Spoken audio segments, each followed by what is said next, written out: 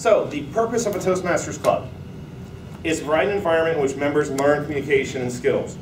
The Distinguished Club Program and the Club Success Plan helps clubs promote quality, ensure productive meetings, provide structure, and guidance, and increase the enthusiasm of the club.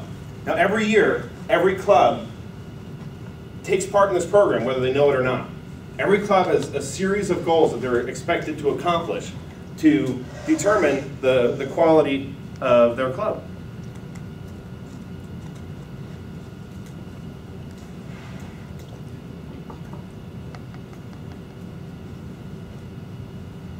Yay, technology works. So, the Distinguished Club Program. It helps the club to determine how it's going to meet 10 critical goals. It allows the club to establish additional goals, because those 10 goals that Toastmasters provides are parameters that have been set up that they think every club should adhere to. There are many different things that we can do as a club, though. We need to follow the guidelines or the structure that Toastmasters provides, but that's just a shell.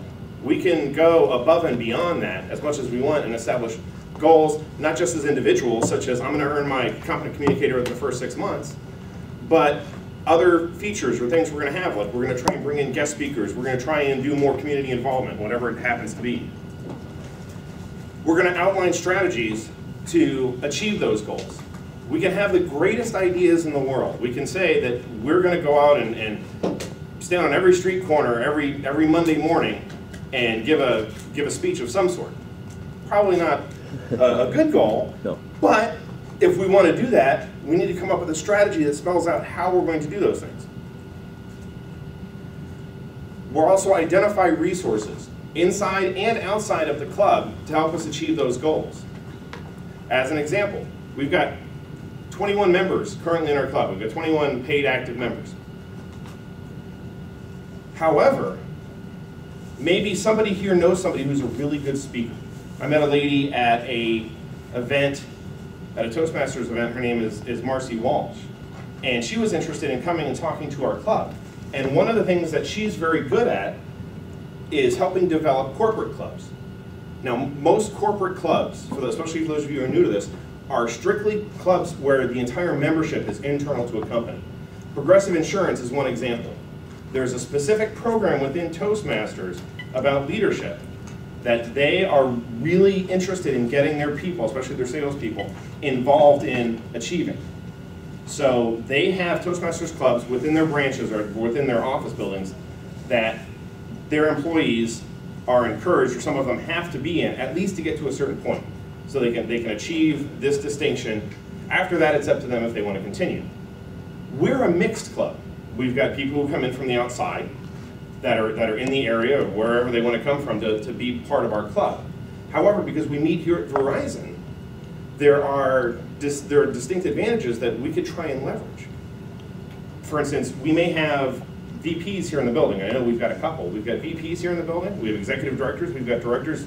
We have VPs or a CEO, CIO may come in to visit. Those are people we could leverage, especially if they're already Toastmaster members or if they've been Toastmasters in the past. Here's a great opportunity to leverage them as a resource for our club. One other opportunity that really will fall underneath this is we just received an email from a professor at USF who's putting on an MBA program. And he was asking for our club to come present for about an hour during one of his MBA sessions on the basics of public speaking. We've sent a couple emails back and forth, and it's something we're looking at doing towards the end of July. So it's a really good opportunity for our club to take everything that we've learned and practiced and implement it, in a sense, out in the wild, and then potentially also generate new membership. So this is our mission. All these goals that we have are supposed to drive us towards our mission. This is what we're going to focus on. And this may not be something that's in the forefront of everybody's mind. Most people, when they join Toastmasters, what's your first thought? It's, I'm afraid to be a public speaker. It's usually the first thing. I'm scared to death to be in front of a group. Well, that's that's Toastmasters in a microcosm, okay? Taking this and developing not just your communication, but also your leadership skills is part of what your club, your friends, are going to help you do. So, how do we fulfill our mission? Well, by meeting the requirements for the Distinguished Club program, we can do that. Each one of these goals counts as a point. And our goal is to earn as many points as possible.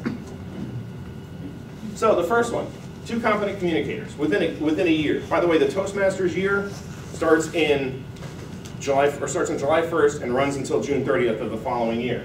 So within that year, 2 people need to earn their competent communicators for the club to earn a point. 2 more gets us another point. These other abbreviations, ACB is Advanced Communicator Bronze, ACS is Advanced Communicator Silver, and ACG is Advanced Communicator Gold. So those are levels beyond competent communicator. We can get 2 more points if 2 people do that. The same for leadership. Competent leadership, Advanced Leadership Bronze, Advanced Leadership Silver, or even Distinguished Toastmaster.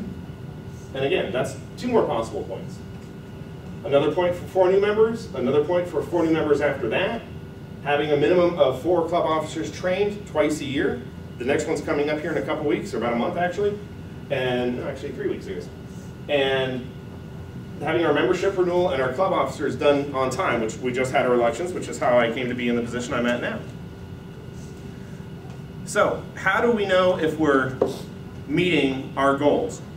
Well, I'm going to receive notification from somebody, either from Toastmasters International, from our area governor, who is somebody above our club, or I can go out to toastmasters.org/DCP, and as a matter of fact, anybody can go out there and do that. You can go out there and find out how our club is doing. And then, if you take a look at our banner over here, we've made several achievements through the life of this club. One of the key things that everybody has to have is at least 20 members, and I really want to thank everybody who's joined in the last few weeks, because you guys were key in getting us over that 20 member mark. So, what is it? Distinguished Club, Select Distinguished, President's Distinguished.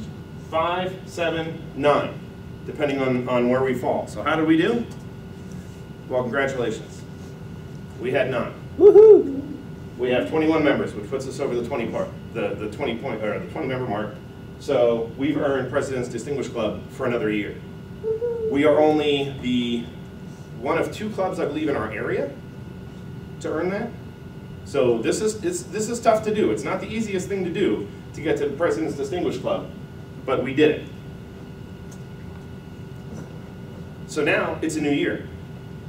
Let's do it next year. Thank you very much.